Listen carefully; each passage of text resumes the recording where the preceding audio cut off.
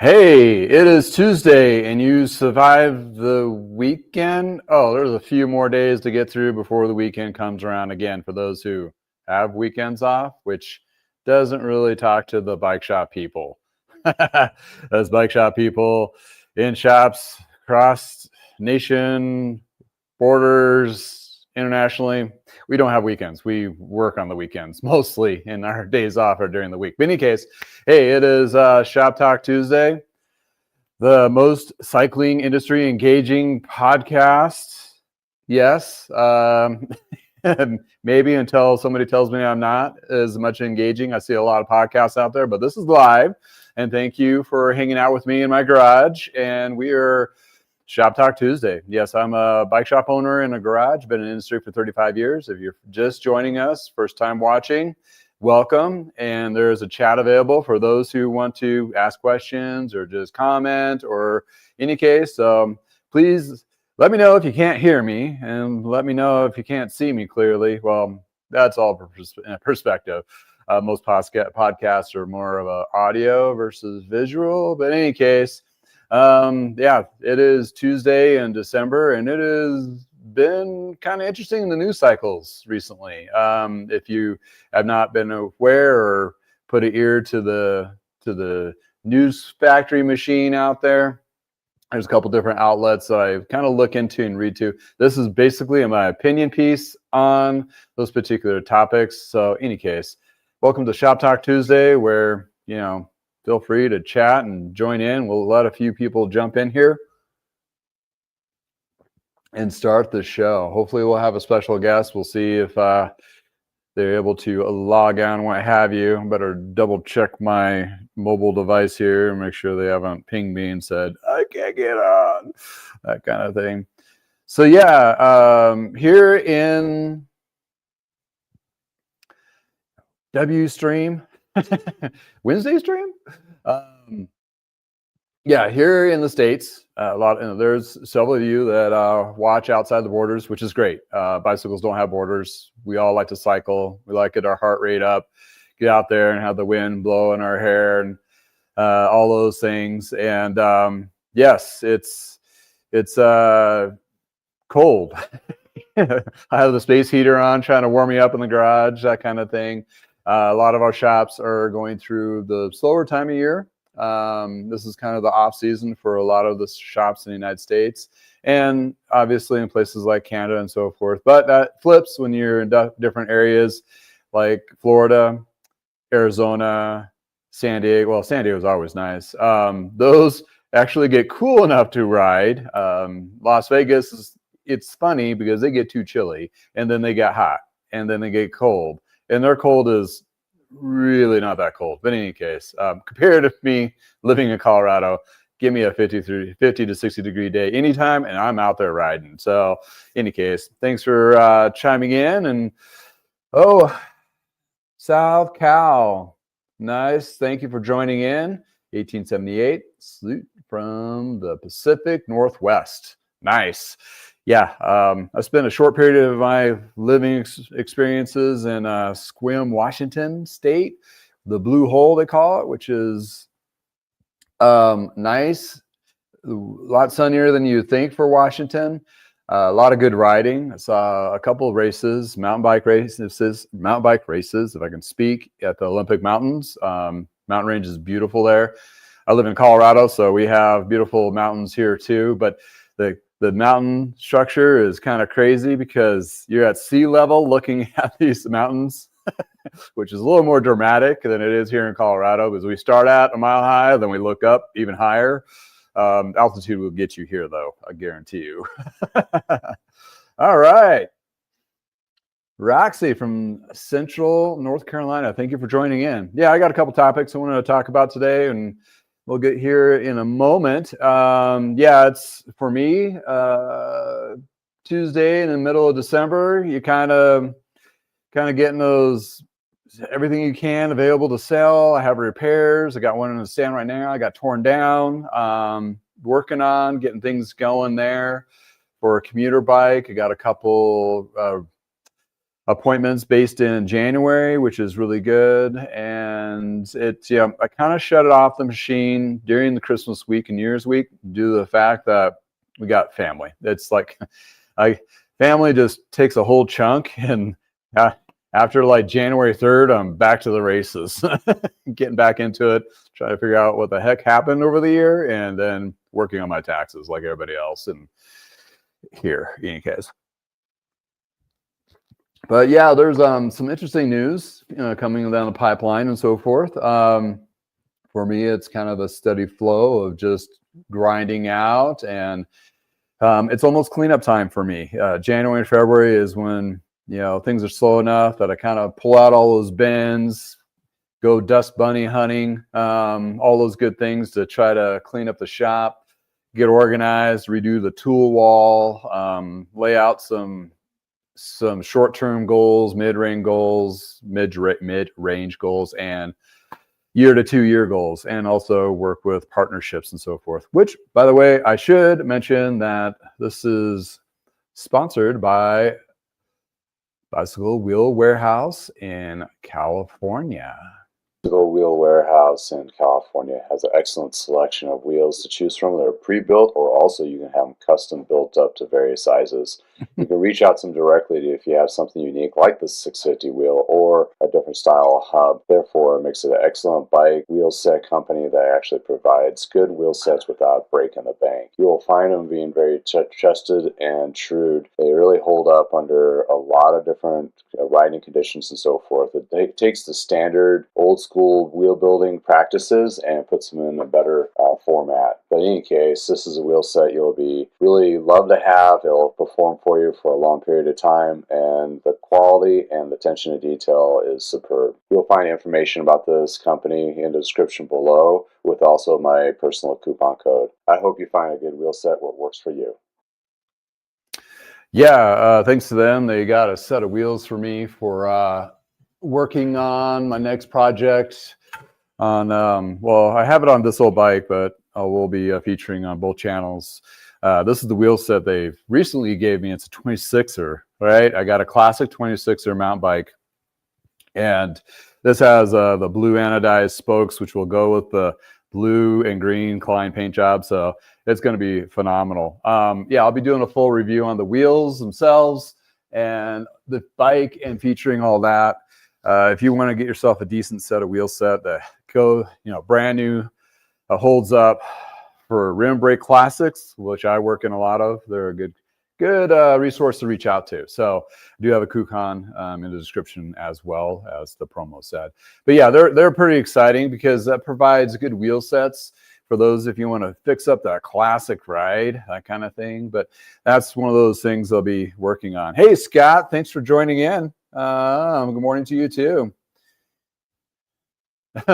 Yeah, today's supposed, this week is supposed to be windy here in Colorado. So temperatures go up and so does the wind. So either cold and not windy, or windy and warmer. So as long as you have a tailwind, like I've been trying to get my wife to like get a algorithm that ports in, like projects the wind models. So I can start off and pick a roundabout way and be just a tailwind all the way around. Because how I live is they go out, I'll have a headwind, and as soon as I turn around, the wind changes and there's a headwind back. I guess it's a better workout.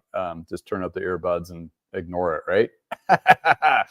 In any case, thanks for chiming in. Hoping you're enjoying that Lightspeed Appalachian that we just got all set up. Cool.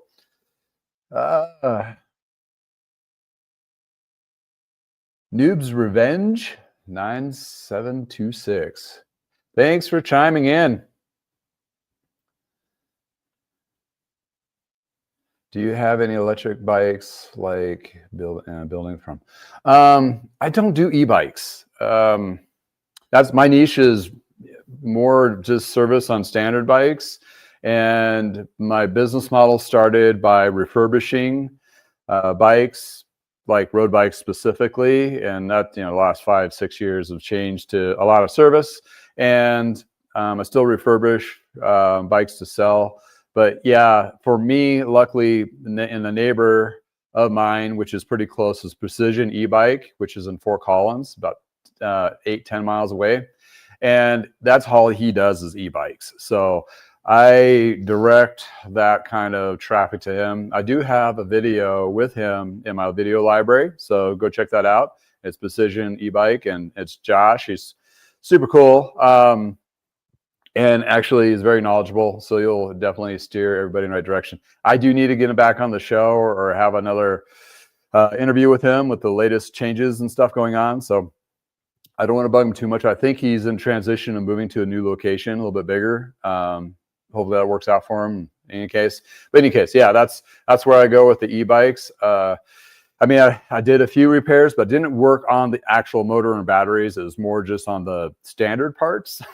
Standard bike stuff for a couple of customers of mine. Other than that, I kind of steer clear a little bit because it's like one of those things. There's so much to the cycling industry now that you want to find, if you have a specific bike like an e-bike or a road bike or a mountain bike or a tri-bike, you want to kind of find your shop that really caters to that, because I mean, there's some shops that do all, and only a few can do all well. So that's just a little, little gold nugget there. Try to find somebody that finds their niche. And if you have like one roadie shop and one mountain shop that's in your neck of the woods, and you have both and you ride both, you may be going to two different shops.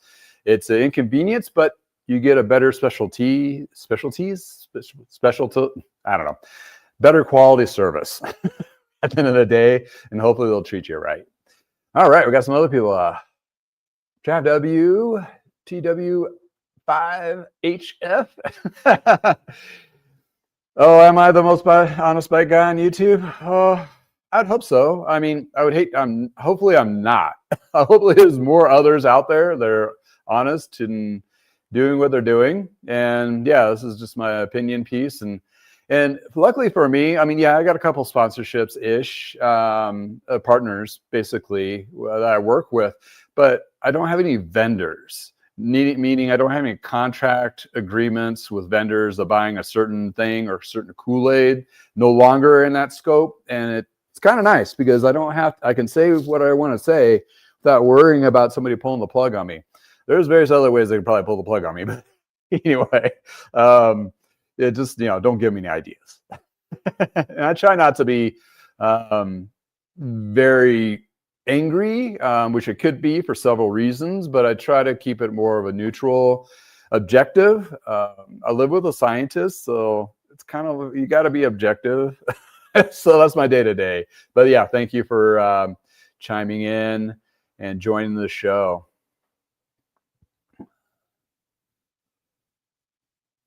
Oh, nice. Yeah, carbon bikes. Yep. Looking to build a carbon bike up.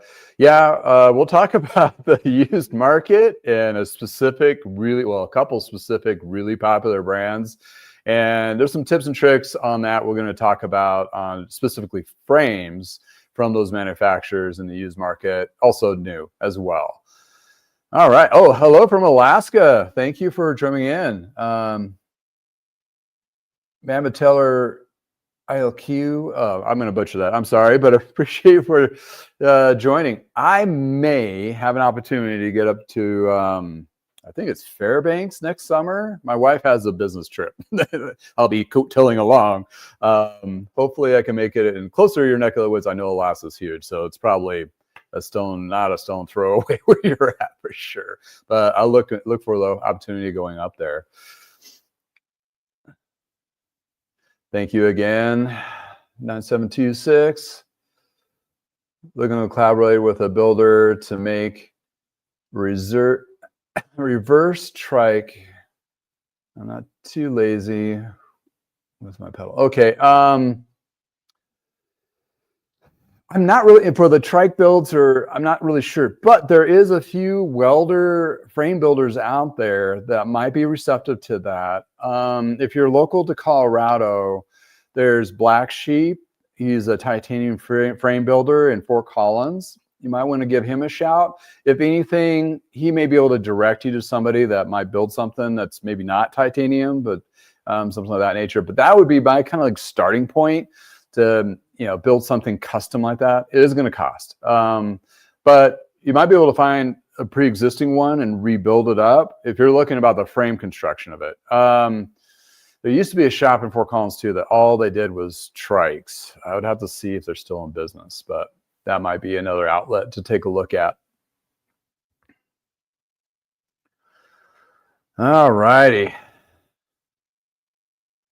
Nice try to pronounce that. Yeah. I'm a bike mechanic. I'm not a linguist. I don't speak well. So somehow I'm on YouTube. Yeah. I know how to speak parts, that kind of thing.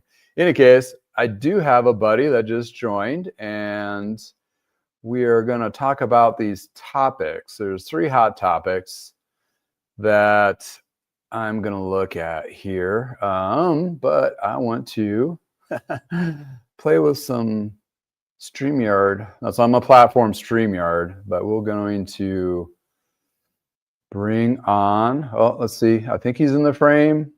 He might be ready. He's scooting around. Give me a thumbs up when you're ready. I don't think he's quite ready yet. I don't know if he hears me. But all right, we got...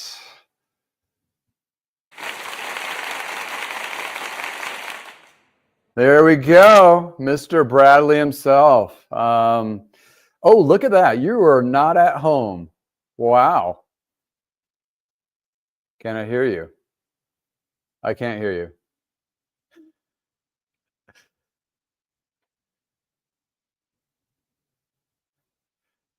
I'll apologize for the old guy. He's, trying to learn how to do his laptop.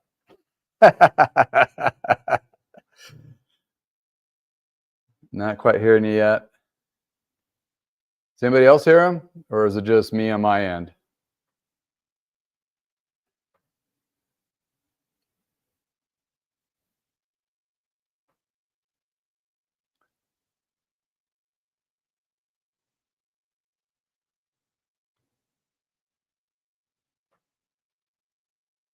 Thanks, Leah, for chiming in. Yeah. We're not hearing you. I did something different with my mics, but I don't think it had anything to do with my speakers.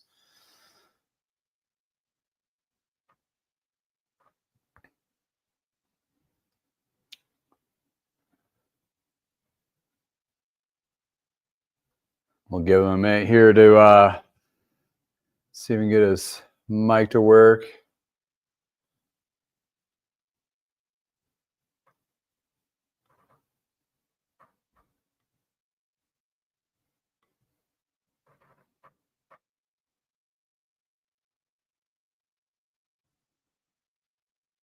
Hold on here.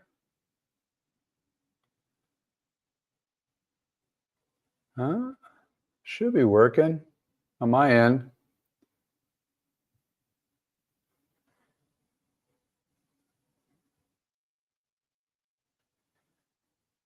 Still can't quite hear you there, John. Are you trying?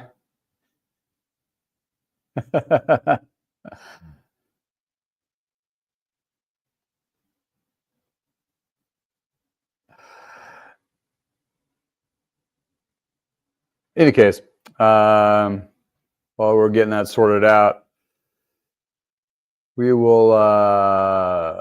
got some stuff going on here, and some bicycle retailer, and you've probably seen several videos of this from other channels and news sources, that kind of thing.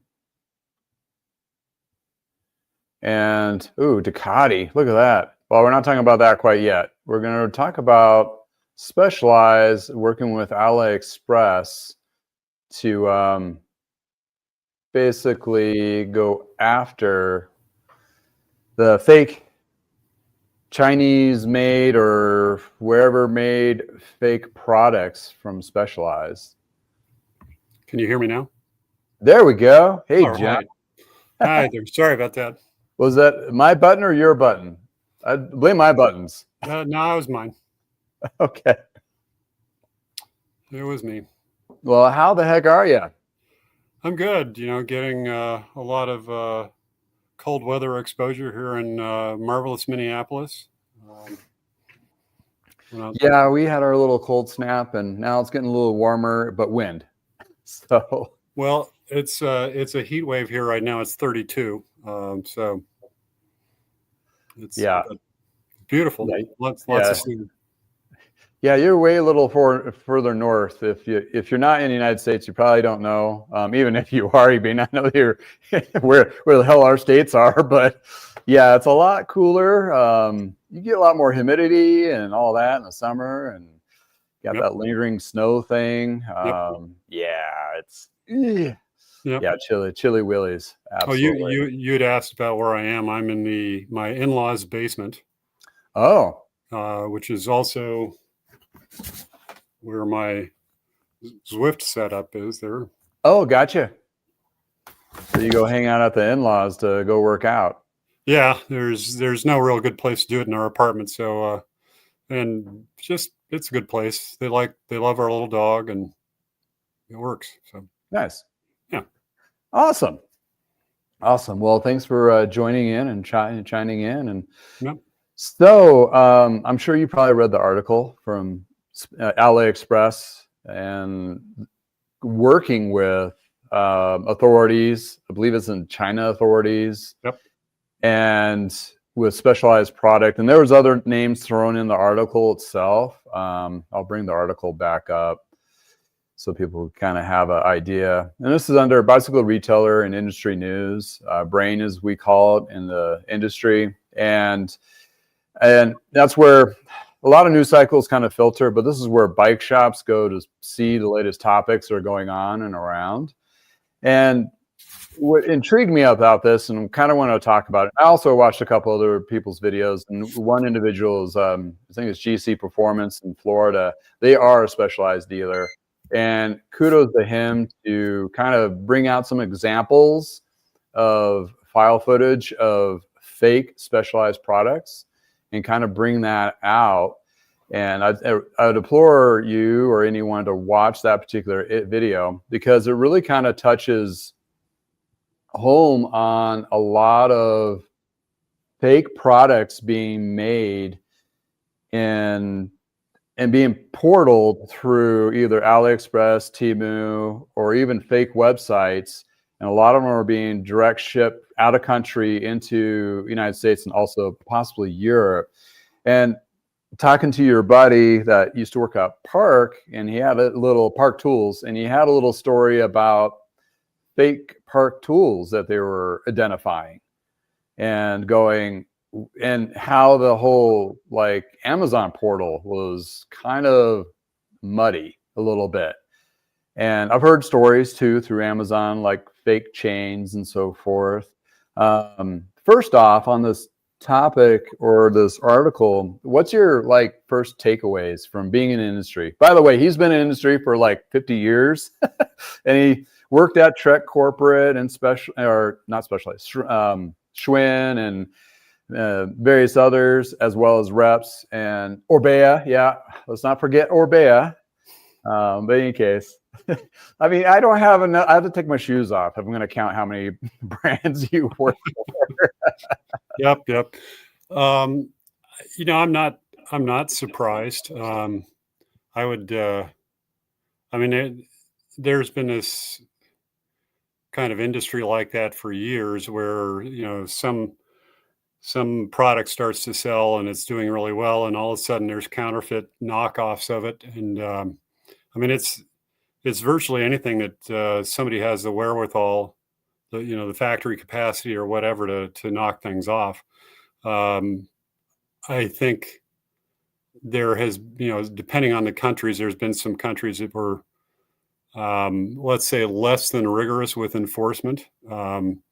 You think about China, it's a huge place. So, and there's factories, scattered around, and, the enforcement is really difficult. I mean, I would say from our side, if you were looking and it's like, wow, that is a screaming deal on, brand, A, B, or C, buyer beware. If it's too good to be true, it's too good to be true. So if you're seeing something that is an incredible discount, very tempting. but you might be buying a bike that wasn't, isn't what it really represents. B, might be unsafe. For sure, it has zero warranty. Specialized, Trek, Giant, whoever is not going to warranty something they didn't make.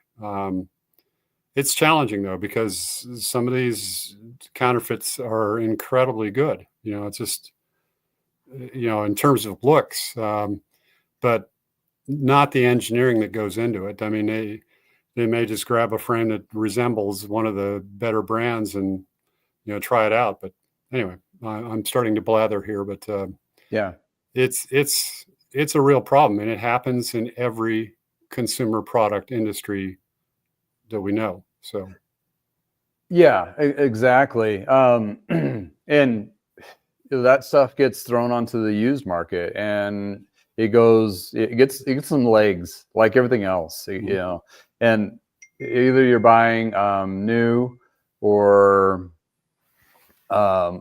used. There's a couple ways. When you're looking at individual products like helmets and shoes and something that doesn't have a serial number, it's going to be kind of hard. You have to use your visual inspection and that's hard too, because they can doctor pictures on the website or what have you when you're buying the stuff, and if you're seeing it in person by chance, and you can look up stock photos from those particular manufacturers and try to identify if it's a fake or not. And a lot of people are just not in that mindset. But when it comes to frames, and safety first is a huge thing, because these are not being tested. They're not going through all the liability inspections and all that. And there's one thing that came out is running the serial number. So if you're looking at one unused, or you're looking at one online, and you think it's, it could be a bike shop just with a really awkward website. That could be. But you can ask them, I needed the serial number, and they'll provide a serial number. You can go to those companies directly, and they'll contact them. I'm looking at this bike with this serial number. Is it a legitimate product, or was this product relate to the serial number? And they'll be able to give you that identification. If it is yes, the green light, or nope, that is something fake. And they're going to ask you, where'd you get that number? Right. So you want to provide that information, which allude to kind of how what I saw played out. It was several customers, and it's been a process apparently with the Specialized one specifically, working with AliExpress, and the Specialized product is being pumped out. And of course, it's all the upper end S-Works, super expensive. So if you get burned on a $4,000 or $5,000 frame set, you're burned. And even though it may have their name on it, if they didn't make it, they're not liable for it. So you're kind of up a creek. So when you're looking at those, and if it's too good to be true, obviously, but looking at, a lot of these factories have a lot of factories right down the street, and somebody probably had a bright idea, or a bad idea in this case, we're making carbon frames. Let's make a carbon frame too, and get some stickers made, and throw it up. And I've always been I never bought anything from AliExpress or Temu. And the reason being is I already kind of feel like, being in the industry that I'm in, that pretty much about 90% of that stuff, I don't know for sure for a fact, but a good chunk of it is most knockoffs. And that's why the prices are so cheap. So that was always my knee-jerk kind of feeling. I don't think Specialized is selling anything through AliExpress, so that should be a red flag right off the bat. But there's, if you're looking at like a platform like Amazon, you can look at the actual seller of the product. So if it's actually coming from that particular brand or a shop, it should be more legit.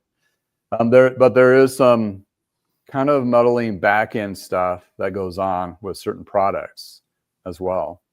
Yeah, I would say this goes beyond frame sets. I'm sure there are anything that's a real high dollar item. And the thing that really pops to mind, if you see, a really nice, if it was Roval wheels or whatever from Specialized or something of that ilk, or one of the, Envy or whatever. And again, if it's too good to be true, the whole thing with the serial number is applicable to those as well. But any high dollar, bike frame component, I would, it's definitely buyer beware. So. Yeah. So, yeah.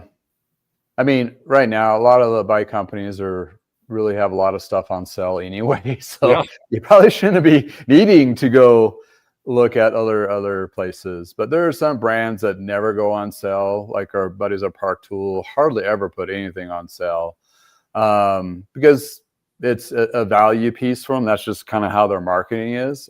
45 North is another one. They just make a certain batch, and I think it's like 30% below their sell-through rate, or so, whatever it is. So they know they're going to sell through it as soon as it hits the door. So they keep the demand high by that, but it's really good stuff. Same thing with Park Tools. It's like leading in tools in the cycling industry. But even then, there's counterfeits that get thrown in with regular product at some of these distributors. And I mean, direct to, Amazon is one of them. And some of the stories of, like, even though it's a legitimate product, might get mixed in with some counterfeit product. And it's really hard because the picker doesn't know. I mean, they're just going through and doing orders and getting on the truck to get to your house. Right. And how their process of just dumping it all into one bucket, there's a problem there. And I know they're trying to work through that quietly, but you can still get a counterfeit product, even though it's saying it's coming from possibly a legitimate company. Just getting mixed up inside there, or returns as well gets thrown in there. If you're going to a legitimate company, you're definitely reducing the odds. But yeah, what you say is possible. They're not. I mean, as good as they are, they're not perfect, and there's cracks to that. And so it almost like alludes, like, just go to the company's website directly, and it's like, I'm going to pay for that $300 tool from Park. So I know it's being directly shipped to my house. But, and that's just, they're just, they're not the only ones. There's a lot of products, and this is a riddling problem. But to see somebody getting popped and products pulled, it's going to be interesting to see what kind of, I mean, they get slapped on the hand, or they just liquidate the company and make another false company and this is all foreign companies too, which adds a whole nother layer of weirdness. I mean, I'm sure you have some insight of that weirdness. It's challenging. I mean, the laws are different, the customs are different, the language is different. It's just, it's a real challenging situation. Yeah, I bet. It's just, so how would a company, I mean, another company was listed on there as Trek, and some Trek products too were affected, as well as a couple others. And when you're working at Trek in the 90s, I mean, you probably didn't have this much of an issue for fake products, or did you have some of those issues even back then? I don't recall anything.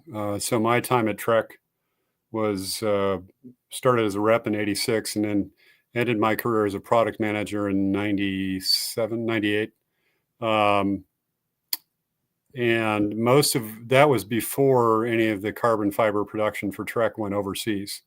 So we were all doing the OCLV stuff, or the 3-tube carbon stuff. That was all done in-house in wonderful Waterloo. So no, I didn't have any experience. The stuff I was working on, I was working in Taiwan a lot, and we were, I think probably lower dollar amounts than you typically see, what we're talking about right now. I mean, it was like, I was the Trek product manager for everything we were building in Taiwan. So it was a lot of, the 800 series, a few road bikes, stuff like that. So it wasn't the type of thing that usually rises to the level that somebody knocks it off. It all goes, for some of these people, the perps in this case, it's a bit of a crime of opportunity. I mean, if all of a sudden they go, gee whiz, I could knock that off, or I could change this, change that. The thing is, I mean, and this is a scenario. This is not something that I know for a fact has happened. But if somebody had the molds that one of the major brands was using, they could put together a carbon fiber bike using the same molds. Again, I don't know if this has ever happened, but the problem on my side, if I'm going to buy that thing, is like, wow, there is a major brand carbon fiber bike for a great deal. But somebody used, a lot more fiberglass than carbon fiber, typically, you're going to get a bike that's heavier, that's not going to perform as well, that type of thing. So that's part of the danger. Rarely is somebody doing a 100% accurate reproduction of a bike. The bike that they're counterfeiting is never what the bike that that actually existed, frame, bike, wheel, whatever, if that makes sense. Yeah, it does, absolutely. Because I mean, they can get close, but it's really not the rigid testing and so forth of the brand that actually puts into it. And when you're looking at that alludes to another conversation piece that relates to this. Like, for example, in Taiwan, you got Merida. Hey, you got a little one there. Look at that. This is not a counterfeit dog. This is a genuine Rocky. It's not a clone. No, this is I don't have a budget for that. The real Rocky. All righty. He just came down to say, "Whoa, he's going away." Well, nice to see Rocky. Yeah. I'd have Chippers in here, but he doesn't like the garage. Yeah, I'm kind of surprised Rocky's down here in the basement, but because my mother-in-law is happy with about 4,000 snacks for him upstairs. So yeah, and crumbs, all the golden opportunities. Yep. Yeah. So okay, so you have like Merida, and you have Giant, and you have various other companies, and they build brand name products, or they contracted to build brand name products, but they make products for other companies as well as for themselves. So it's, I wouldn't say it's a little like not a knockoff per se, but it's their own branding, but they're probably getting, I mean, how much of that information is shared? If the people are making Zip wheels, for example, make another white label brand, how much of that technology breeds over into those other sub brands or white label brands? I'm not sure. Who stumped you? No. I mean, it's a difficult thing to quantify. I remember I developed some really. I mean, I had a great time in Taiwan. Great people. It was fun. It was, a cool job, and working for great companies. And I had this one. I was with one of the major OEM manufacturers in Taiwan, and we worked with 3 of them actually. And my main contact there, my friend Eric, he started referring to me as teacher. I'm like, oh, this is great. This is kind of cool. I feel pretty good about myself. And then I started thinking, it's like, they're going to school on us. I mean, because we're there demanding, it was interesting because you would, it's everything from, we'd have engineering issues occasionally that we'd ask for improvement, or the way the bikes were assembled, like depending on the factory, some people, I'd go, just check the hubs on the wheels, if the axles were too tight. For somebody, a claim was made, well, they wear in, which is like, no. Just stuff like that. That's a minor issue, but I think when you start doing business with somebody who builds for brands for a living, you do make them better. I remember specifically, it was interesting when I started with Trek. We were building our Taiwanese bikes were built by Merida Bicycles, which is in wonderful actually Rita Yanlin, I think, is where they are. But they at one point we felt like we should get a better deal, and we kept trying to bargain, and we started talking to Giant, and so that's those two are like the two heavyweights in the Taiwanese bicycle industry, complete bicycle manufacturers. And we ended up going with Giant, and in Merida, it was like this earthquake, I think, a business earthquake at the time we did it. And I remember one of the things, as the Giant executives, Tony Lowe, I used to see him berate his people sometimes when he says Trek demands this, so he was using us to help them improve their quality level. And I'm sure the same thing, probably could be said for Specialized and, everybody else who's over there. But I'm sure we had a role in making Giant bicycles better, or, some of our competitors who are, getting built at the same factory, because if you're going to improve your processes, you don't improve it for one brand. Typically, okay, we're going to build these bikes better. Everybody gets the better bicycles, is typically what happens. So I'm not aware of any nefarious knockoffs, but I do know that we definitely helped both. Actually, Ideal, Merida, and Giant, and another factory called Taioku, which I'm not sure if they're still around, but we made their bikes in general better. And I'm sure my cohorts from Univega and Specialized and whatever else did the same. So. Yeah, that's very, very interesting insights, because I mean, that goes with any of the manufacturers. You're going to improve everything down the line. So if somebody's making hubs, for example, and you're like, no, they need to be better, and they're like, oh, okay, they're going to trickle. I would not say not necessarily the tech, but the process of building them, and the in a result. Because there are several. I mean, it just is what it is. I mean, you can't. Not every brand can make their own hubs and wheels and spokes and chains, componentry. I mean, you have specific brands like Shimano and SRAM, and it's a collage. So I wasn't talking about Trek branded stuff. I was just talking about, whatever KT hubs, for instance, and they, so that's one that everybody was using. So it just was like, these things need to be adjusted. We were trying to get the bicycles better ready once they hit the shops in the United States. So it was not our hub, and at that level, hardly everybody was using either a Shimano hub or one of the Taiwanese manufacturers at that point. Sorry. Oh, no. That does make, yeah. I mean, that's just there's like a lot to a bicycle. Yeah. And that's just the bicycle. Then you got all the stuff that goes with the bicycle. Yeah. Helmets, molds, and all that. And, going to the safety concerns, especially with the Specialized and the other brands, Trek and what have you, that have knockoffs out there. The frame is one thing where it may not perform fine, but it's a safety issue. It may crack or it might fail. You might crash. The other one is really concerning is helmets are being copied. Mm-hmm. And that those go through a whole different testing process, especially here in the States. Right. And if something gets slipped in through, used to be the de minimis thing, where you get products, that's you may have lead paint and also a helmet that's not going to save you. Right. And may have like some fake MIMPs on there or what have you. So, safety is huge. And that's where I would, say that if you're going to buy a helmet, get it directly from the company. I mean, I don't care what the price difference might be. It's your head.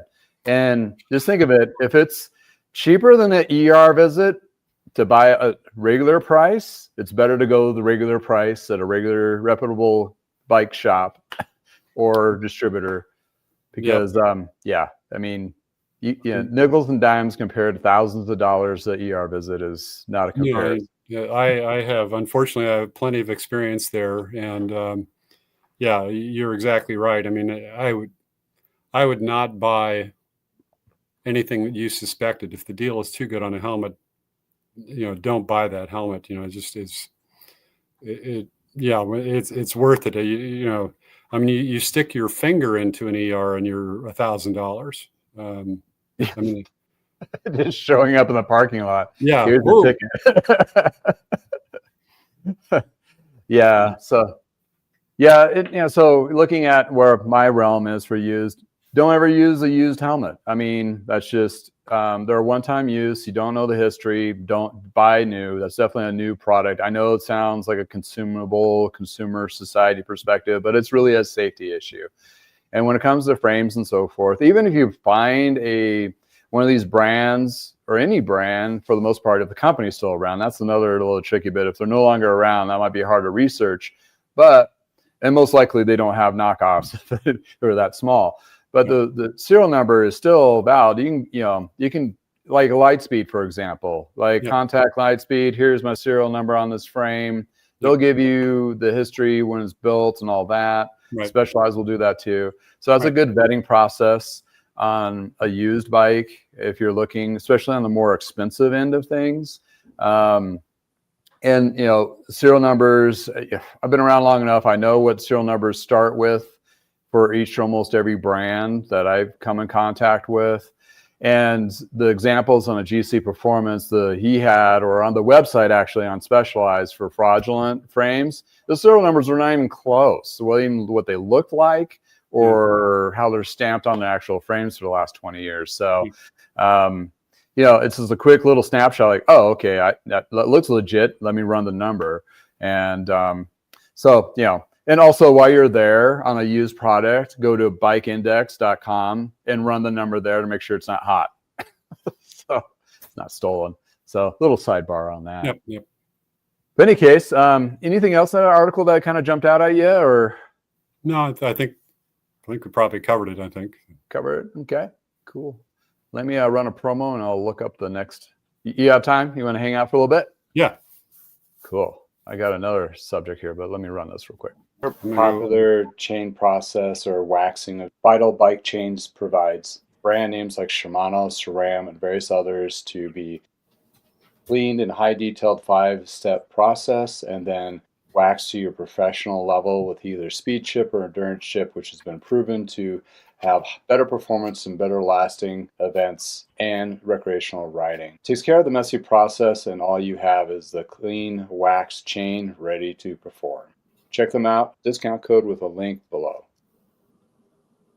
All right, that's my. I had a video of his last. Interviewed Bill from Vital Bike Chains last Sunday.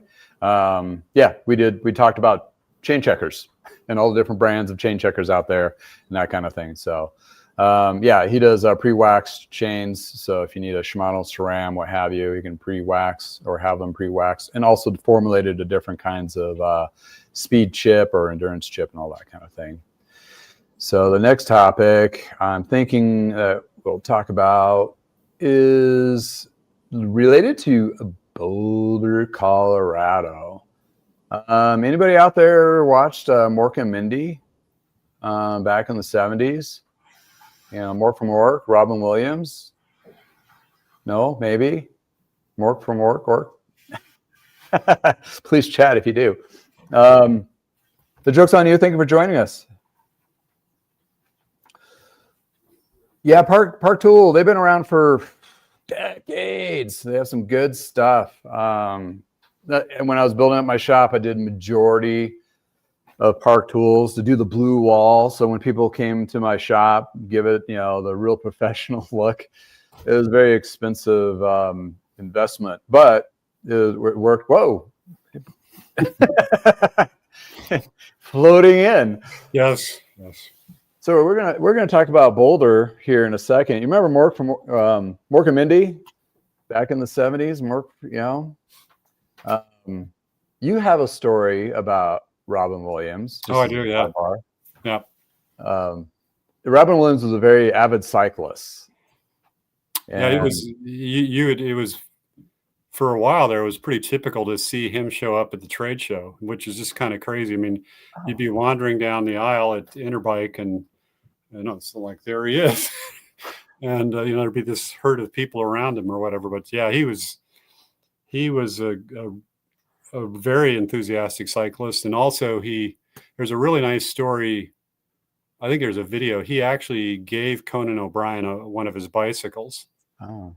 and it's really a cool story. I mean, I was kind of teared up a little bit with it, but yeah, so when interesting you should say that. So when I was a sales manager, product developer with Orbea, Oh. The T-shirt you're wearing.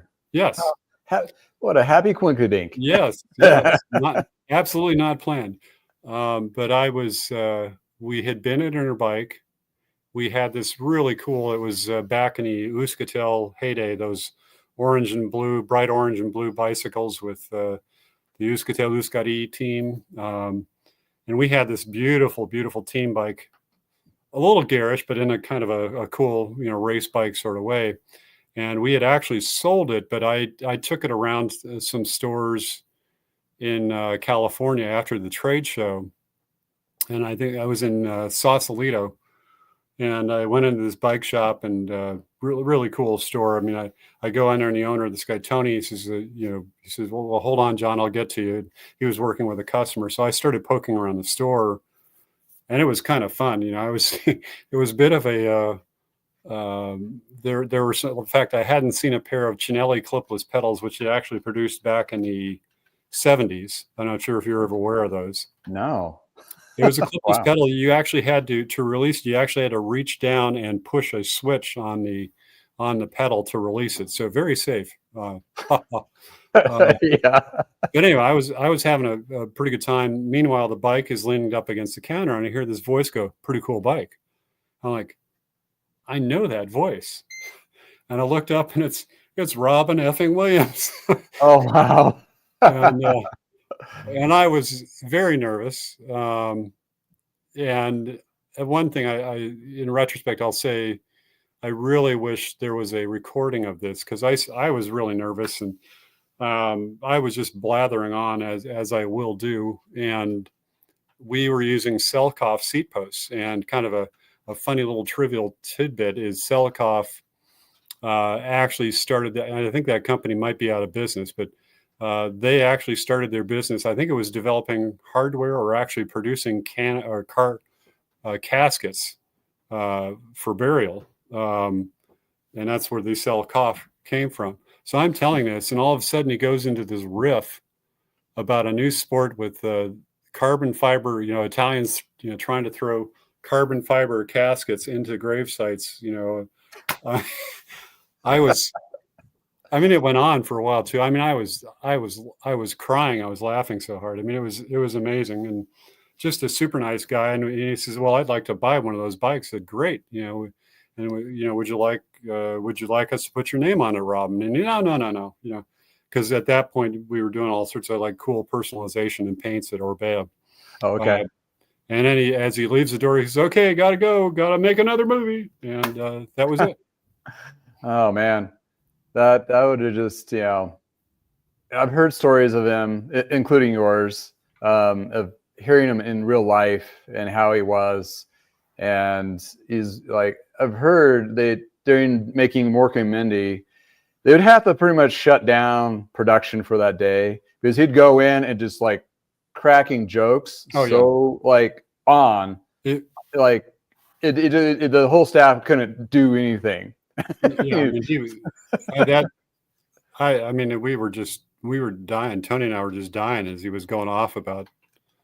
Yeah, I mean, that was just part of it. I mean, again, I wish to God I would have had it recorded somehow, but oh yeah, it was great. He was really funny, a big, huge cyclist, and I definitely see if you can find that thing where Conan O'Brien talks about the bike that he set him up with.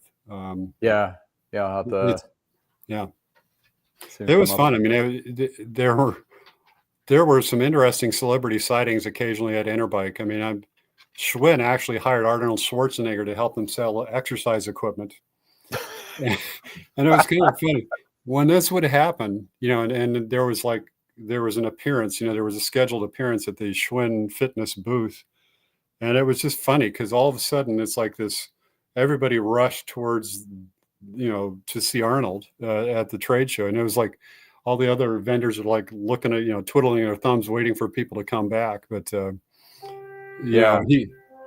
Schwarzenegger, I'm trying to think, well, you definitely see people. I mean, Eddie Merckx was pretty common for quite a while, particularly when he was working with his brand with Gita Sporting Goods. But trying to think who else? I saw There's Evil Knievel oh back yeah, in the day. you know That was kind of actually interesting. he was next to us. I think I'm trying to remember. That might have been Orbea, and he was in a booth next to us. And a few times I was looking over and going, "Is he still alive?" Yeah, right. He was like this beaten up, broken old guy in a throne style chair. Like, is he Yeah. alive? Those Oakham? those of you who aren't old enough to remember Evil Knievel, it's EVEL, I think KN. How he is. Yeah. Anyway, he did some crazy stuff and broke about every bone in his body multiple times, crashing his motorcycle while doing stunts and stuff like that. So, and it Yeah. showed. But yeah, he was that's a good call there. Do you remember the BMX line they pulled him out to use as a celebrity stunt? It wasn't GT. It was can't remember now. It might have been GT. Maybe it was GT. It had to be somebody that had money at that Yeah. particular time in the 90s, late 90s. Anyway, any case, back to the story. Oh yeah, sorry. That's okay. Good sidebar story. So I don't know, John, if you've seen this one yet, and it intrigues me because it's Boulder, Colorado, and Giant is moving its headquarters to Boulder next year from California. Yep. Article doesn't have very much detail per se of where, and said something like downtown, which I'm assuming like downtown Boulder. But number one, Boulder is a hot spot for cycling, and it's like I mean, it's probably not the epicenter in the world, but it's one of the more popular places for cycling, outdoor enthusiasts, sporting goods, a lot of different things. And you had an office with Schwinn, yeah, in Boulder. How was that like? It was great. I mean, the only thing I had a stupid commute from Southeast Denver to go to Boulder every day back and forth, but it was. I mean, gosh, I just remember going to what's the fish taco place, Fuzzy's, I think. Oh yeah, in Boulder, and you'd be sitting there outside looking at the flat irons, and this is a beautiful place. We'd go on these great bike lunch rides, which were fantastic. A great group of people there. I mean, it's a beautiful place, and I would say it's kind of had a little bit of ebbs and flows, but it traditionally, historically, like for the past 50 some odd years, it has been a place where particularly endurance athletes are attracted to training, living in a beautiful community with a great university in a, lovely setting tucked right up against the mountains. I mean, it's, in fact, when I was with Trek, I used to do this mantra, about we'd be having some crazy, huge whopper snowstorm, Midwestern, temperature plummeting. And I would go to Tom Albers or Dick Burke and I'd say, south and west, let's, I know people in Colorado. I had a cousin who was working at the governor's office who I actually got her to send a bunch of economic development, things. Cause, it's me, I'm, diehard Colorado, and here I am sitting in Minneapolis, but, it's a place you want to be. I mean, it's a lovely place to be. It's a good place for something like a bicycle business because you're surrounded by enthusiasts. The riding is great. I would say it's much more bicycle friendly than I think where Giant was located. I'm trying to remember exactly. I think they might have been at Foothills Ranch. I'm not sure, but it's a good place. I mean, obviously you have times during the winter where you can't get out, but then, you can go skiing or, whatever, fat biking. Yeah. It's funny though, you mentioned Schwinn, because when I was with Schwinn, we were about to go through our third bankruptcy, not my fault. No, we're not blaming you. There was this lovely venture capitalist group that owned us, and they decided to move us to Foothills Ranch. And I would say the collective expressions of enthusiasm amongst all of us working at Schwinn and Boulder was basically WTF, and also a hell no. And I think it was done basically because the head of this investor thing, he didn't want to have to commute to Boulder. He wanted to be at home, and I think he wanted to put us in Foothills Ranch, California. So it's kind of shocking. In fact, I'm on this chain with some of my former Schwinn colleagues, the Boulder Bike Bros, and they were commenting on this. Like one joke in there was, is the is the Schwinn location address? Maybe Giant's going to go where Schwinn was on, in Boulder, but it brings back some good memories. It also brings back some hard times. And they were trying to move us, and then they just drove us right out of business as well. So, but I would say I think it's good for Giant, good for Colorado, and good for people working in the bike business to have another opportunity to work in Colorado. So. Oh yeah, absolutely. I mean, I'm partial. I'm a Colorado native myself too. And it's one of those things, you move away from Colorado, you're like crawling and scratching to get back. I mean, it's just, unless you go somewhere really, really cool. But even then it's so many opportunities here. And what really intrigues me about this article is there's been so much turnover recently within the last decade in Boulder with big brand names. One was basically, it was Pearl Zumi, and they had, it's either, okay, there's a place, Lafayette, which is really close to Boulder. There's a running joke here because nobody lives in Boulder because it's too damn expensive. Right. So a lot of businesses will be subset, like pretty close, and Lafayette's one of those places. And I think Pearl Zumi was in Boulder, and Pro's Closet originally was in Boulder. Then they moved to Lafayette. Pro's Closet was, I think Pearl actually was closer to Broomfield. I think, if I remember correctly. Okay. When it was still Pearl. Still Pearl. Yeah. And then Shimano bought them, right? Right. But and I think they've since divested of them. I'm not sure who owns Pearl these days, but I mean, that is one of the knocks against Boulder is, I mean, it's got all these really wealthy people living there, and they've driven the real estate prices absolutely through the roof. So you end up, living somewhere in the Denver, Boulder, up to Fort Collins area, Yeah. And the Lafayette location where was Pearl Zumi, and then Pearl was pulled out from Shimano, and that spot was filled in with Specialized. Yep. And Specialized and Retool, which is the fitting system, was in Boulder too. Yep. And they recently decided to pull that office and take everybody, if they're willing to move, to Morgan Hill, which is pretty expensive lift. From Colorado, cost of living to Morgan Hill, California is a pretty big jump, I would say.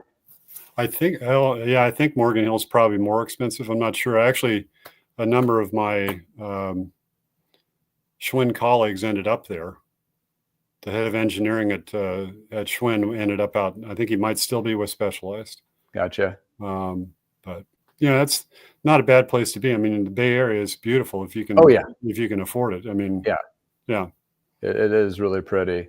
But I mean, Boulder's been always like a target, and seeing like Giant USA offices coming out of California and moving to Boulder, I would imagine. I mean, people like to live where they're living, of course, because a lot of them just moved there or grew up there, that kind of thing. But I'd say that's it'll be a little bit cheaper, and you're more of a center of it's outdoor stuff. Yeah, it's definitely. I mean, you're surrounded by world-class triathletes, cyclists, athletes of every, stripe, fashion, sport, or whatever. It's a hub for that, for sure. Yeah, I think it's good. I mean, there are quite a few businesses still in Colorado, in the bike business, and it's interesting. It kind of ebbs and flows a bit, but I'm curious. I mean, when you think about Giant, and that's going to increase the travel time between Dacha, Taiwan, and Boulder, flying into DIA. I'm curious as what the real factors are there, and maybe California is just too stupid expensive at this point. I'm not sure. Yeah, it could be. I mean, being partial, being a Coloradoan, of course, it makes sense, even for locally, and it's nice to see a business come in. Not necessarily replace what left, but we're just in such weird times and there's also a backing article of Giant paying back all the migrant workers back pay, which, I think you can tell me probably better, is like they're dealing with a pretty big PR problem. I mean, yeah, I think so. I mean, I'm not sure. We're all aware of it because we all read like Bicycle Retailer or whatever websites and stuff that you're on. I wonder how much of it is actually percolated into the regular retail bicycle buyer. All 6 of them that are left, the way it feels like right now. But yeah, it's a huge. You don't want to go there. I mean, it was a huge hit. I think the first major brand. This is interesting too, is we were talking about counterfeit stuff, was Nike. A lot of counterfeit Nikes and stuff around there. But then also Nike got into big trouble for basically sweatshop conditions, and a lot of clothing places too. I mean, it's every time you go to a place where the costs are lower, a lot of reasons. Some of the reasons is they don't have very good human rights records, and they certainly don't have good environmental records. So, if you can go to a place that doesn't have anything like that, then it's going to be cheaper to build there. But, a terrible place, especially, I think most cyclists, that I know a few who are, could care less, but most people are, concerned about human rights and the environment within the bicycle, biz. So. Yeah, I think it was a great. I mean, it's horrible what was happening, of course, but it is great to have it put out front, at least in some news cycles, to put a little scare, because Merida pretty quickly retracted and did the same thing, like try to get ahead of it. Yeah. Which is, I think, hopefully it trickles down to all those companies that we are working with that make parts among parts and tell them to more being a better company for their people. So we're not buying product that, somewhere in the back of your mind, you're wondering, like, was this, built by some 12-year-old kid that should be in school, but working 14-hour days? And, it's like, it breaks your heart when you think about stuff like that. And, that's just, it's nice to see that hopefully this pushed enough change to the point where going forward, a lot of companies that have weight, like Trek has over the years, go in and go, let's go down the rabbit hole here. We want to have you check all these boxes before we even consider having products made through you, that kind of thing. So, in any case, big circle around Boulder. Boulder's a great place. It's fun to visit.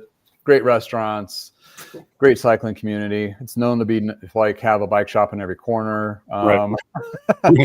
The other like drama lately is one of the bike shops there decided that they were going to sell, and they were a real big specialized dealer, and Pawn Bike decided to go in and buy the shop, and basically one of the big dealers that specialize in Boulder got kicked out, and now it's replaced with Canadil and Cervelos and whatever other high-end stuff that they have there. So then for a time where no corporate is opening shops anywhere, they saw an opportunity, like they had to do this. Like it's like almost, even though a lot of shops are specialized in Trek are reducing their footprint because they're reducing or closing the stores down or that are not producing or doing the numbers that they needed to be doing. But in any case, interesting. I thought it was kind of fun. Like,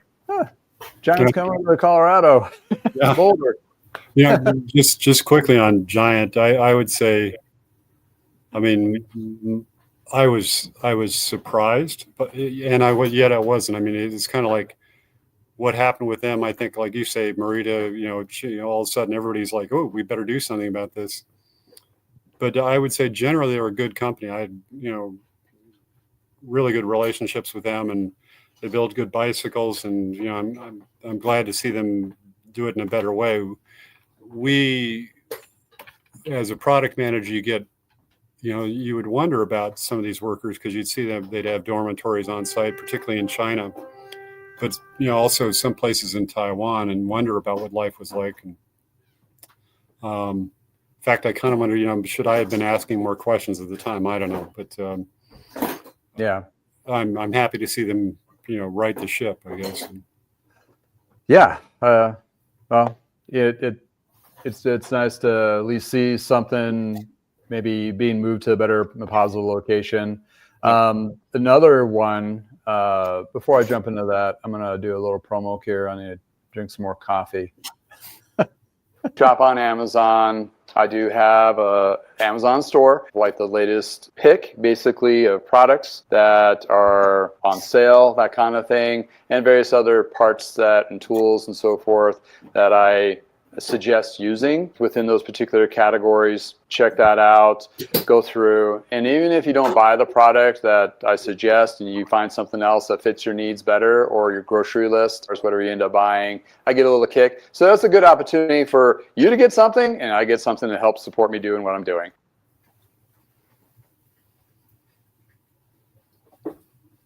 Yeah, I try to vet the products that actually have companies that I'm familiar with ish. It's challenging. Oh, man, that was timely. Anyway, BTI, through your dealings with vendors and so forth, did you work with BTI at all? Yeah. So, Bicycle Technology International, their corporate office is in a state south of us, which is in New Mexico, in Santa Fe. I didn't realize they had a warehouse in Nevada, I had to look it up because I didn't know if it was close to Las Vegas, but it's closer to Reno. Reno, yeah. Yeah. And they're doubling their footprint, which is a pretty big, I would say, a positive note or news, because nobody's like, a lot of those wholesalers are closing locations. I think Holly closed a couple locations recently. A couple years ago, QBP closed a location or two. And what we're talking here is wholesalers, where they buy a lot of products from various companies like Shimano and SRAM and everybody else, and then they sell them to bike shops. And they also have a service center for suspension work as well. So doubling the capacity or space is, I think, going to be they see something that's more forward thinking. Like they see something in the future where they're at capacity to a point where they want to add more room for more inventory, which right now is probably not the best time to have extra room, because it all depends if they can get it in, what have you. Or if it's going to move, because the downward turn of our economy currently. But I see it as their opportunity of having more inventory in one spot. And in the article, it does state they'll have less dual drop zones. In other words, if you buy like 5 products from them and they have 3 or 4 warehouses. I'm not sure how many warehouses they have, I think it's but 2. and they, it cuts down on shipping and the environmental of, multiple location shipping and all that kind of thing. So what I would almost think they'd like, okay, maybe the New Mexico, they're going to shrink down to pretty much nothing and just move it all over, or because that's not a huge demographically, that's not a huge spread. If you're looking on a map, it's not too far from each other in the sense of one's on the East Coast, one's on the West Coast distributing. Well, I think it still makes sense because, if you've got, Santa Fe just outside of Albuquerque, you can pretty easily supply Los Angeles. You can also, cover, the come up into Colorado. They're pretty popular here in Colorado. They're in Colorado. But it's a good outfit. I mean, I would think it probably made good business sense. I would be surprised. I don't see them taking a flyer and like, we believe in the bike. I'm sure like as a good business, you better believe in profitability. And I think they're probably doing it for good reasons. Just based on my experience, which I would say was 100% positive with BTI. It's a good outfit. I think bike dealers like them. They're not pushy. So it's a good outfit.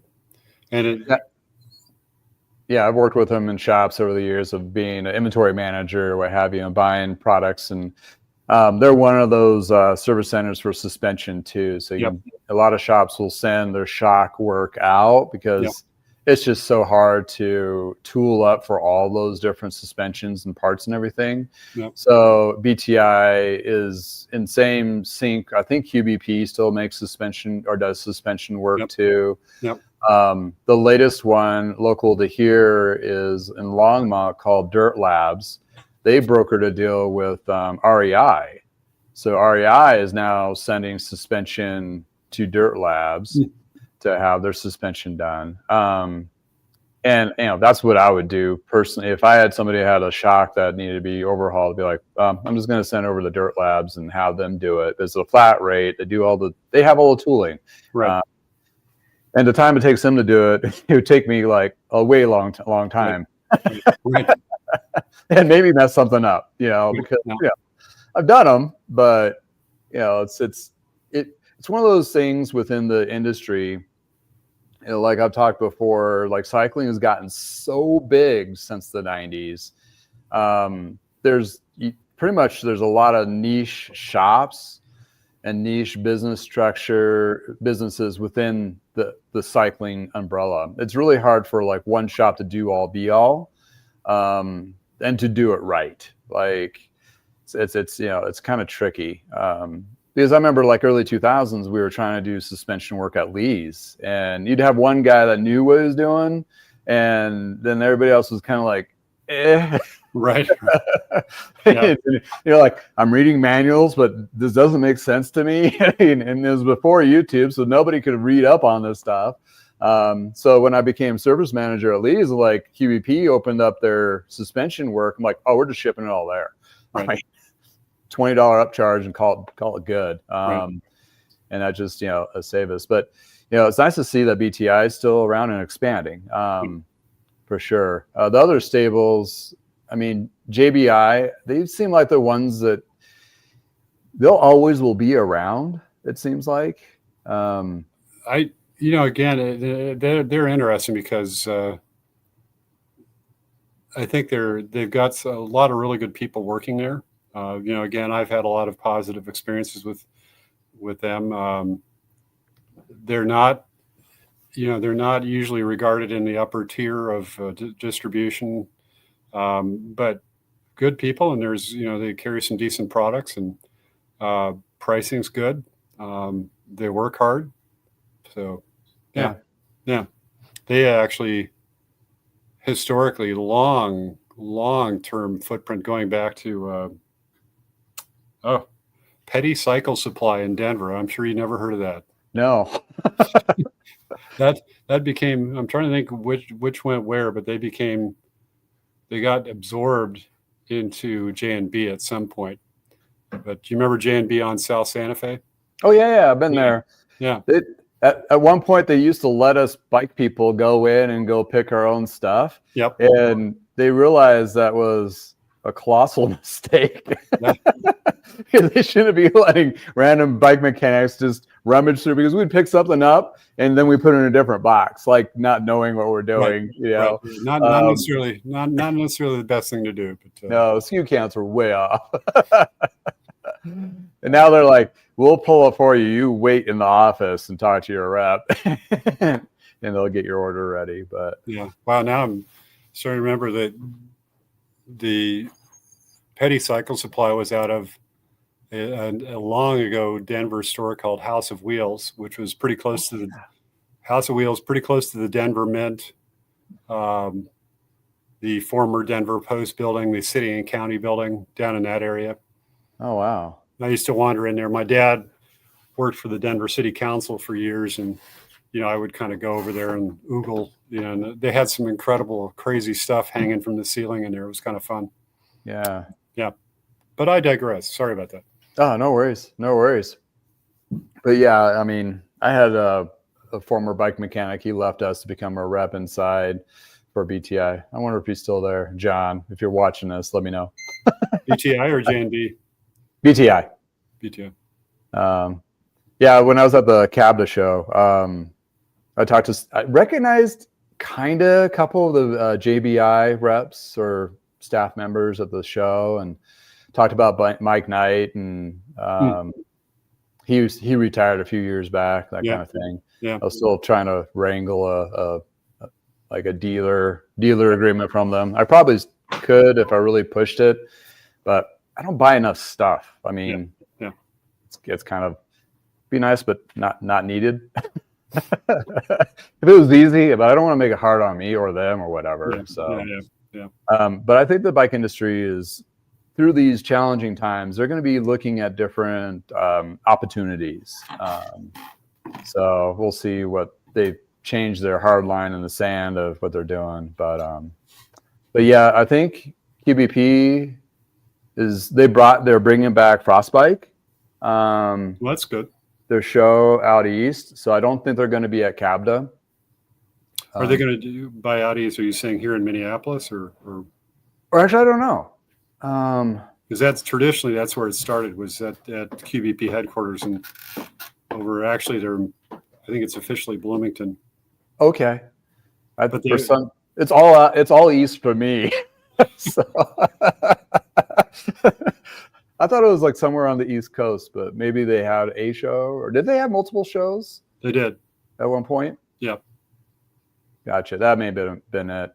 Because when I was in Michigan, they were like, "Oh, we're going to the Frostbike show," and in my head, it was like Maine or something. No, it was. God, I'm trying to remember I went to a place, and then there was a fun distributor in Maine called Down East. There were some cool guys out there, but Frostbike, the reason for the whole thing was it was done in, just outside of Minneapolis, and it was usually about the coldest, snowiest time of the year. I remember being there a few times, and it was, a foot of snow or more.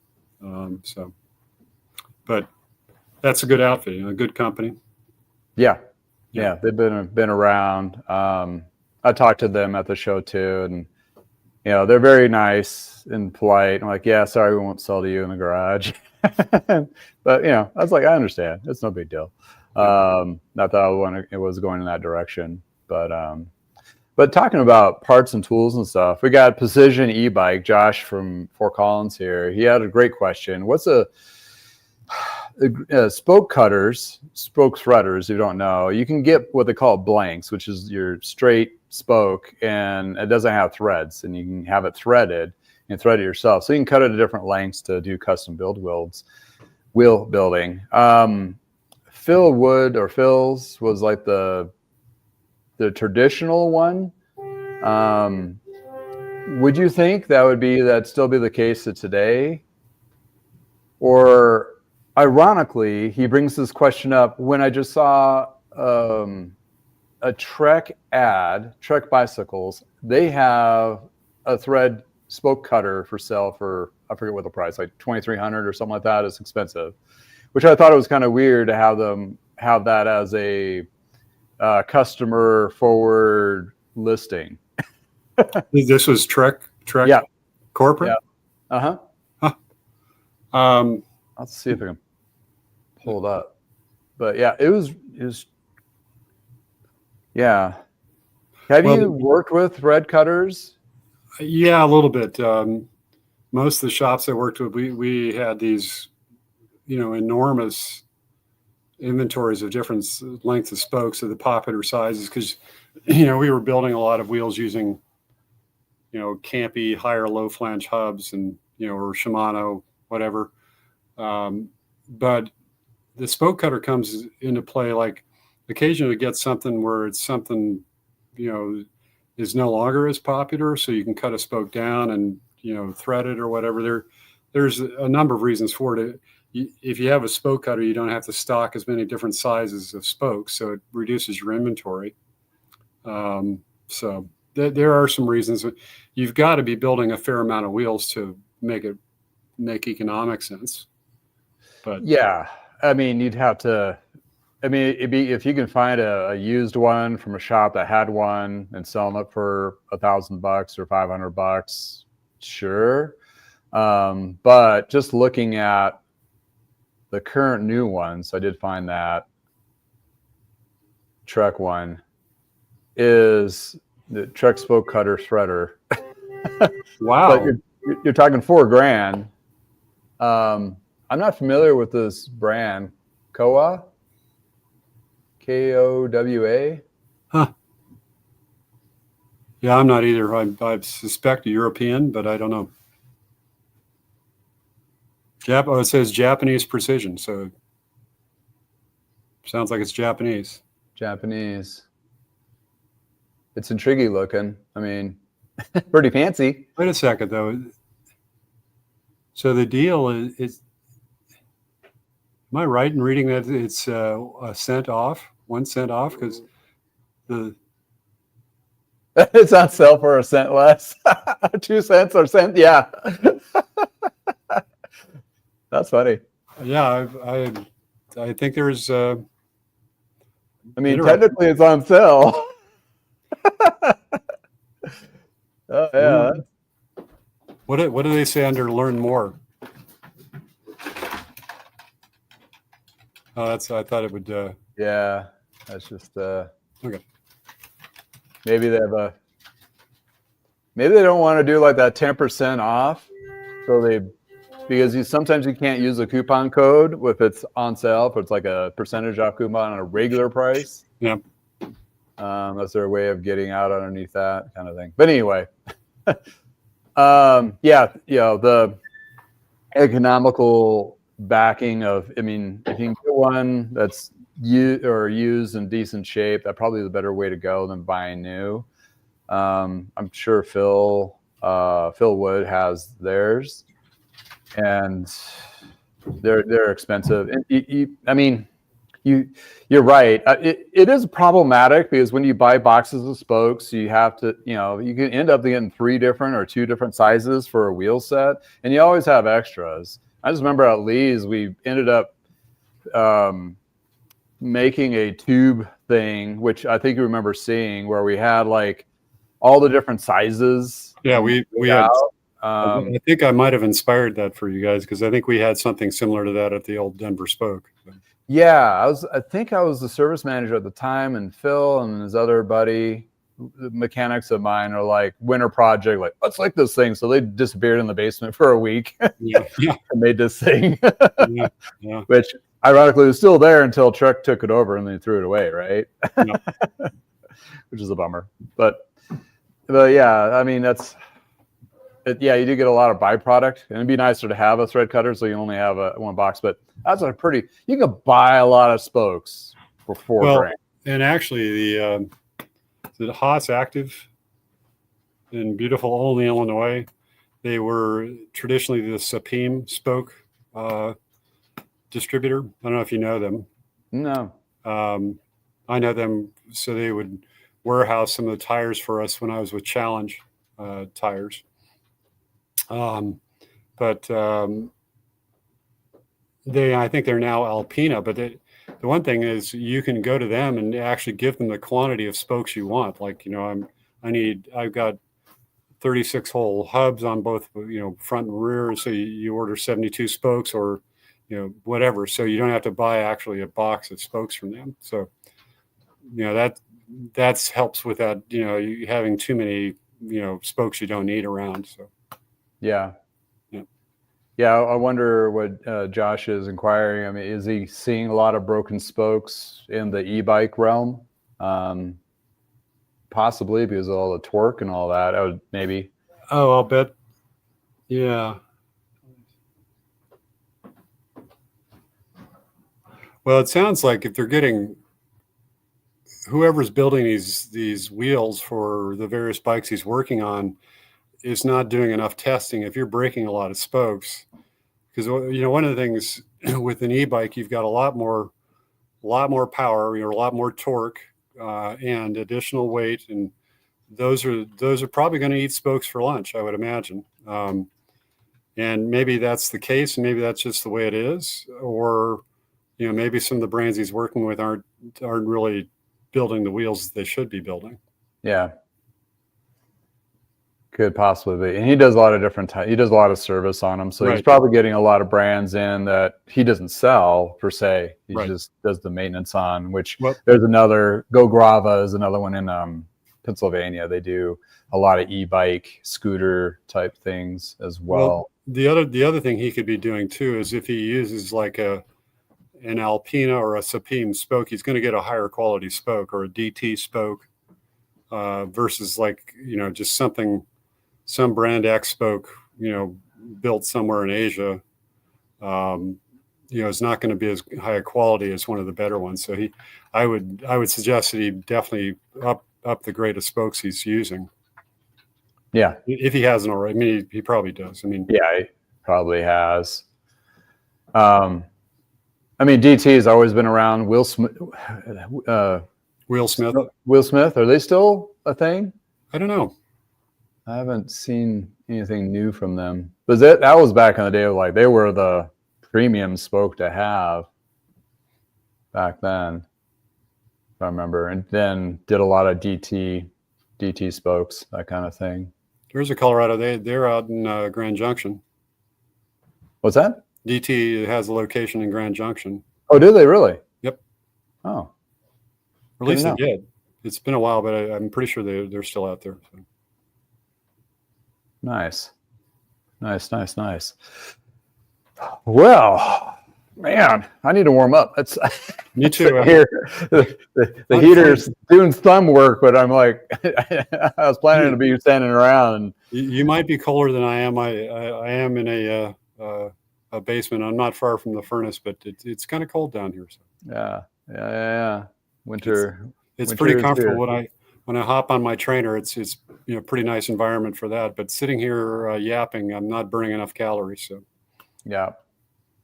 Did those guys reopen that shop that you were? Nope. I need to track them down. I went by the location and it's completely vacant, so I'm not sure what's going on there. But I'll see if I can track them down. Great guys. I mean, I hope they figured it out. So. Yeah. Yep. Everybody here's about the same shops are still around. They're just a lot of people are pushing service discounts right now. They started early on that, tune-up specials, including the corporate stores, trying to just drive any business that's possible. What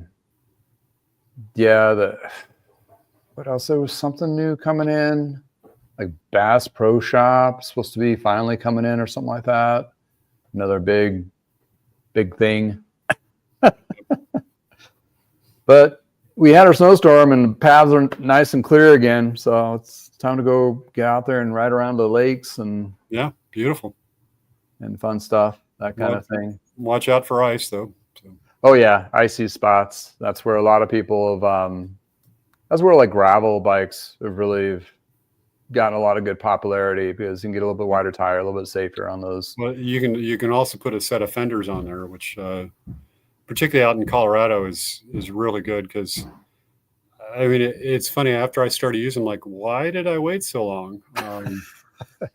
Because you were worried about the weight and the aerodynamics and Well, you know, I mean, flapping of the jersey. they can be noisy, but you avoid the racing stripe up your rear. And I'm here to tell you, doing laundry after you've ridden your bike around on city streets and stuff like that, through wet. I mean, that stuff is hard to get out of your clothes because it's, a combination of dirt and oil and God knows what. Yeah. You definitely don't want to wear your white jerseys. No, but I would say go to our friends at Velo Orange and get yourself some nice fenders or Planet Bike or someplace like that. So, yeah, we need to talk to Velo Orange. Yeah. Get a hold of those guys and do a little sit down interview. Interesting. I saw something recently. They are actually not doing too bad. Keeping busy, especially with their.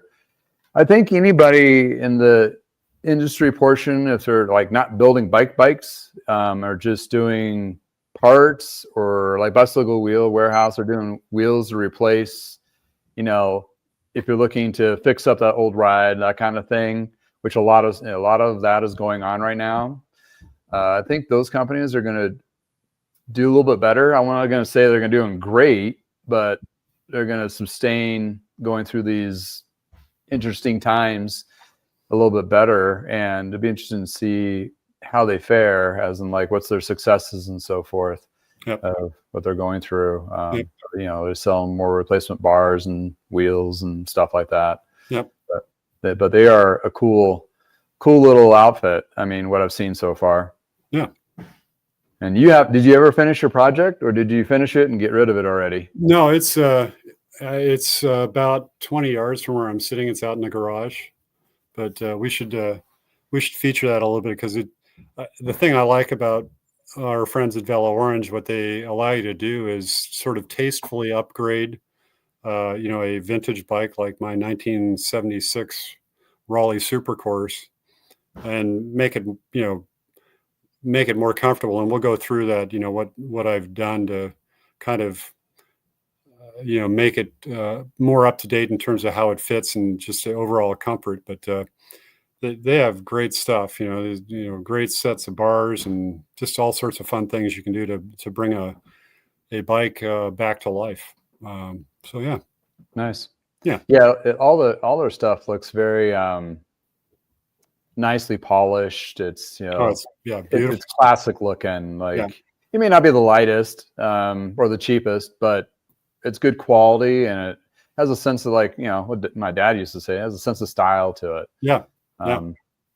That's who cares for a little extra? I mean, at my age, a little extra weight, no big deal.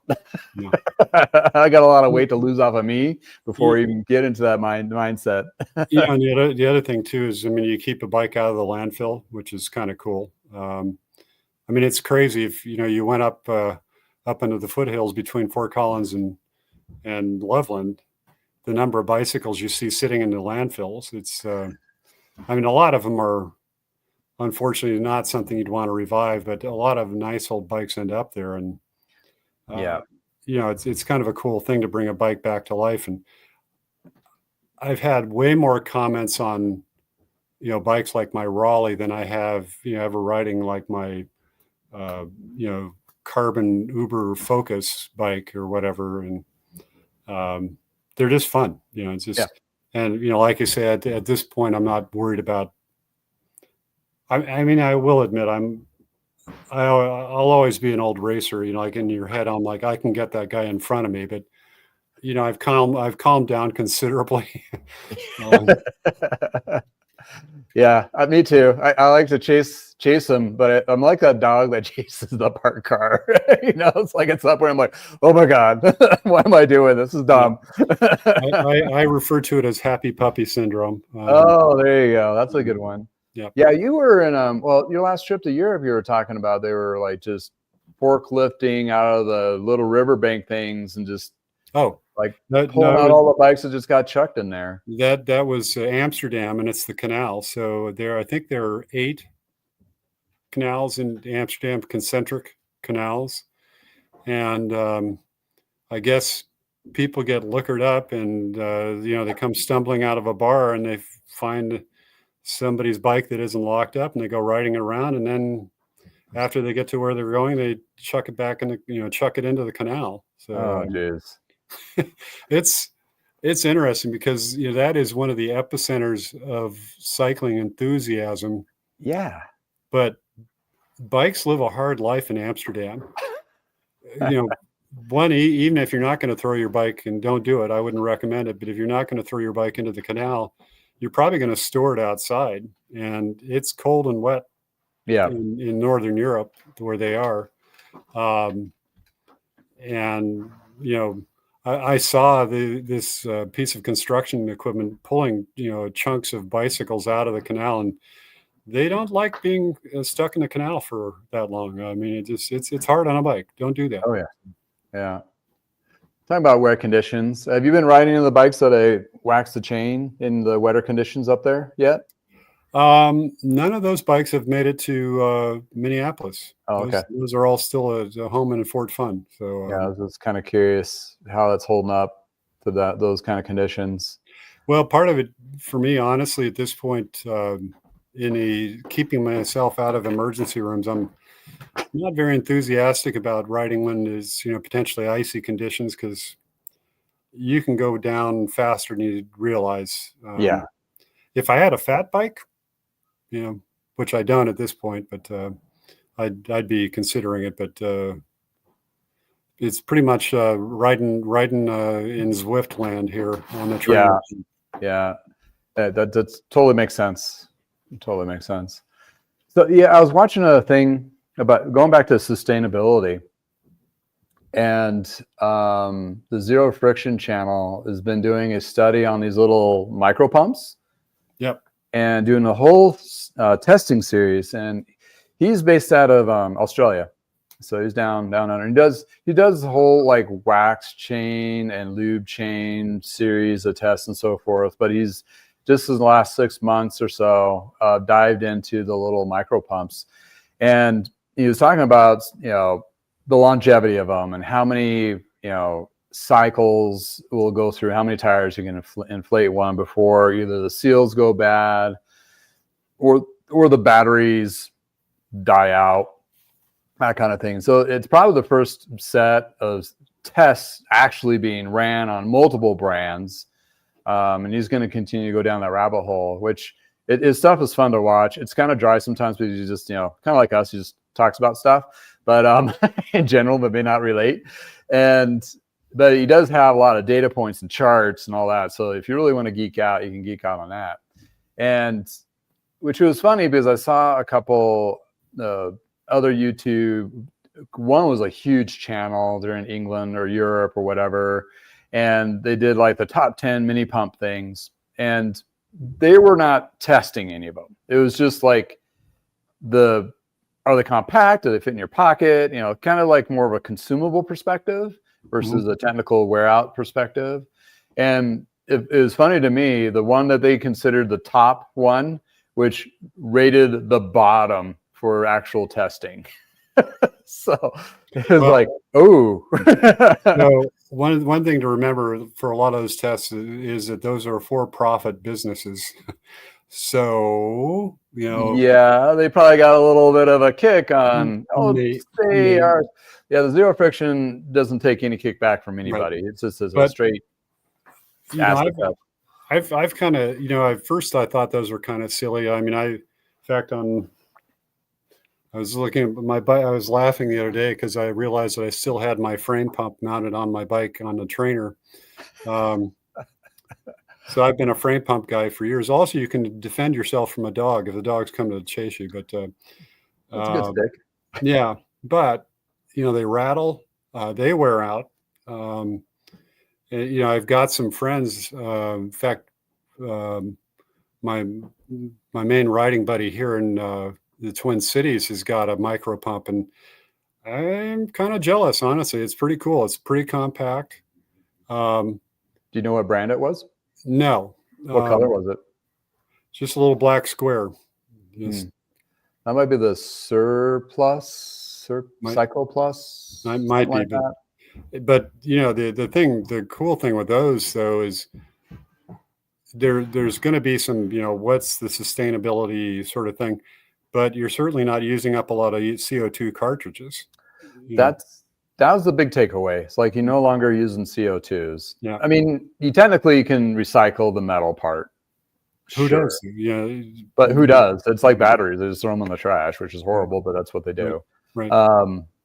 And I think one of them that he tested, you can get up to 70 full inflations to 70 to 80 PSI, which it'd take that's a long time of having, unless I haven't fixed very many flats, knock on wood, kind of thing. And when you say 75, it's like, okay, that would be it for me, for that kind of thing. But if you're going to replace your floor pump, which that really is not a very good replacement. Yeah, to my mind, I'm sure some people, like if you don't have a floor pump, maybe that's a good solution. But I'd say get a good floor pump. You get a good one, and they're a joy to use, honestly. But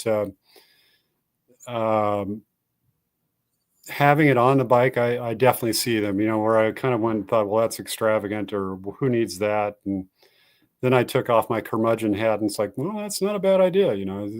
They're kind of clever, and it's a good solution. Rechargeable. So yeah, well, I think the Surplus one, the Cycle Plus one, I'm saying it wrong. I know I am, but they have a gauge, and it actually reads it, so you can set it too. Right.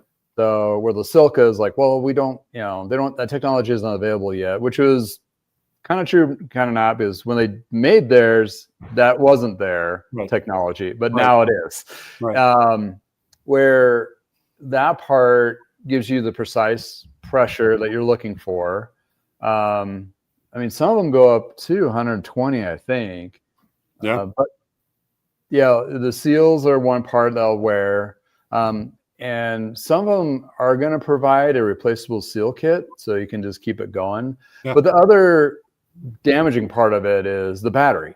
Right. And the battery on these, they're if you ever take any of those batteries apart on bigger items, it's like multiple batteries in a row. And it's not just one big solid battery. So all those multiple batteries, some cycle better over time and some degrade. So therefore you can maybe get hot spots and so forth. And that's where I think the Rad Sports had problems with their batteries there, but I'm not sure for exactly what their issue was. But his point at Zero Friction is like, when they go bad, there needs to be some kind of recycling center or shops can take them. And this comes to mind of being sustainability. Like Trek did a huge sustainability report, and they've also give a feather to their cap. You can take your used, worn out tires to Trek stores, corporate stores, and they'll recycle them for you. So I thought that'd be a great way for a new product and be able to, and they're now on the bandwagon of selling their own Trek Bontrager one, whatever it is. To also like, okay, well, this, when it comes to end of life of this, bring it back, then we'll get it recycled so the batteries go to the right place. Well, it's the same issue. Sooner or later, I've used a number of the Bontrager headlights and taillights. In fact, I've still got some, and sooner or later, you got a battery in there as well. So, we're going to see more stuff like this for bicycles. So it'd be, the sooner the industry can figure that out is, how to responsibly dispose of this stuff, the better. So, yeah. So, and it's not just Trek. Specialized has got rechargeable, any rechargeables. So it's, I'm not trying to call Trek out on it. I just, the ones that I happen to have in my stable. So, yeah. Well, I'm just, putting Trek in the forefront because they're doing the recycling on the tires. And, if they can figure that out, I'm sure they can make a few phone calls and figure out the other part of it. And even locally here in Loveland, there's it's the recycling center of Loveland, where they have a bucket where you can just dump all your batteries. And Doesn't Same in cost Fort, anything. same in Fort Collins. So. Yeah, and there's like mixed metal scraps. So if you got a bike frame that, it'll get at least recycled. Then that's where you can get rid of your TVs, your laptops, your mattresses. I've used that place quite a few times for various other things. And it's just, you feel a little bit better, regardless of what they do with it. I don't know. But, you hope at least goes in the right direction versus just taking it to the dump and tossing it and hope nobody notices what you're throwing away. Yep. That kind of thing. All right. Cool. Well, thank you for hanging out and giving your expertise and storytelling insights of the industry. And, always fun. Yeah. Thank all of you who have chatted and joined it in. Thanks, Josh, for chiming in, and Ben Jones. There's one guy I need to shout out. What's his race car poo? I worked with that guy in Wheels of Motion when I was out in Michigan. So there's a shop in Ann Arbor. So the shop back, he says, hi back to you. Hope everything's going warm in your neck of the woods. Or was that yeah. And then there's a couple others. But anyway, thank you all for chiming in and being part of the live Shop Talk Tuesday. Thanks, John. Hope you're, well, now what are you going to do? Just turn around and just jump on your bike and just Swift your exercise here? Yep. Highway to nowhere? Yep. Hey, it's man, I started riding rollers back in high school, and it's way more compelling than that. Yeah, rollers were always scary to me. I see videos of the pro cyclists get on them for training and stuff, and they'll sit in the kitchen. They're like trying to cook eggs and stuff on the stove. Like, that is such a bad idea. Yeah, I wouldn't do that. But the whole thing would be, with Zwift or Ruvi or whatever you're doing, it's a lot easier to sit on your bike and actually, in fact, the first time I was on Zwift, I was riding in Central Park in New York, and I'm going up this hill. And I'm like, wow, this is kind of interesting because it increases resistance as you're climbing and all that stuff, and decreases going downhill. And we come up to a right-hand turn, and I had to laugh because I leaned into the turn. Yeah. Just because it kind of tricked my brain. So did you fall over? It's much more engaging, and you actually are riding with people. And I was riding with people from. There was somebody from Colorado, somebody from Taiwan, a Ukrainian. Oh wow! Yeah, it's pretty interesting. I'm on Zwift, but there's a number of these things. But I would say, if you're sitting indoors and in some scary basement. One straggler spider coming down left over from had that happen. Like, oh. But it's just a lot. It allows you a minor escape from that or the cold weather or whatever. So I'm an advocate for it. So awesome. Yeah. Awesome. All right. Well, thanks again, sir. We'll talk to you soon, and thanks everybody for joining in our Shop Talk Tuesday. And since you're nice in your neck of woods, please go for a ride. If not, do some indoor riding. Go Zwifting or something. Yeah. Go Zwifting. Maybe you'll find John out there. All right. In virtual land of riding bikes. Yeah. Well, thanks again, John, and hope everybody has a nice day. And if it's Tuesday, it's Shop Talk Tuesday. All right.